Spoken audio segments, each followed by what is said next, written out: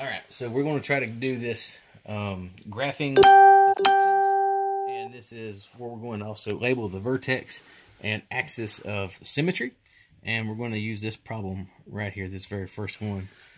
So now the thing with this is the vertex form, what is the equation? Is that right?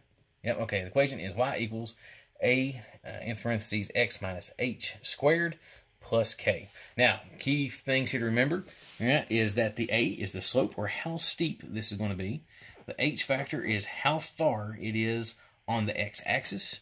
The k is for how high or how low the y-axis is going to be. Where is your starting point for this vertex? Now, key thing to remember, if you do not have an a, it's going to default to an automatic 1. In the event that you had a negative symbol right here, that would mean that you would have a -1 alpha character.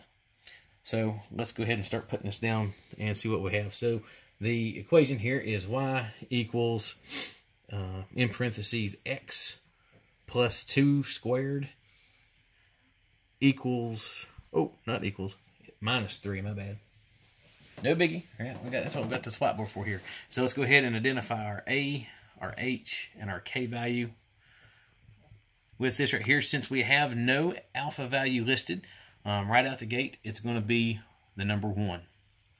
Our h value, it says plus 2, so this is a little tricky. It says plus 2, but if you remember the equation, it has to be negative.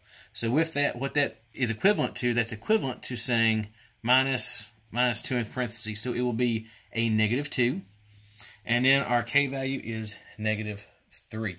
So let's go ahead, now check this out. You don't have to solve for this. You got everything you need to go ahead and graph this this piece right here.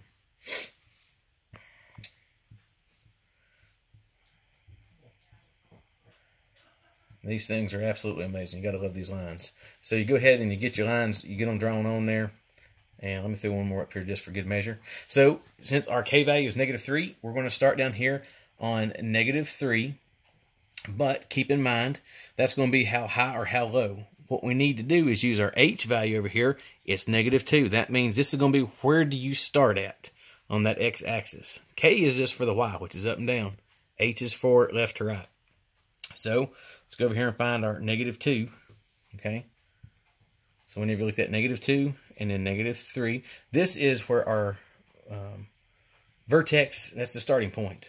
Now what we're going to do is we're going to come up with some numbers. We're going to use 1, 3, 5, and 7. Okay, these are just random numbers. Easiest way to do it. Odd numbers. Odd numbers is key. That's right. Thanks, man. And now what's going to happen here is that you're going to take your alpha number, and you always use your alpha number, and you multiply your alpha number, which is 1, by all those different numbers to get your coordinates. So when we do this, 1 times 1 is 1, 1 times 3 is 3, 1 times 5 is 5, and 1 times 7 is 7. So what we're going to do is that we're going to start right here, and we're going to go over 1, and then we're going up 1. And we make a point. Then we go over 1 more, and then we go up 3. 1, 2, 3. Then we go over 1 more, and then we're going to go up 5. 1, 2, 3, 4. Well, and it's kind of up there pretty high. So that's what you can see. So let's go ahead and let's draw us a line that gives us what we need to be able to see what's happening. So we're going to come over here on the other side, and we're going to go ahead and give us a little bit of the same thing. So we're going to go over 1, up 1. And then we're just mirroring this. So then we're going to go over 1 more, and then we're going to go up 3. 1, let's see, 1, 2, 3. So that way it matches that side. And then we can go ahead and go over 1 and go all the way up here towards the top. And let's make these connecting pieces. What happens then is that we'll go ahead and put the arrows on because it's continually going. And now we need to identify where's the vertex. This is the vertex. The vertex in this instance is always listed as your h and your k value, so -2 and -3. And we also need to identify what is the axis of symmetry. The axis of symmetry is just simply that whenever you go right down the middle and you split it, you draw your little dotted line, and we're going to label it. We're going to name it axis of symmetry. All right, now that is how you graph the function and label the vertex and the axis of symmetry. Happy mathing.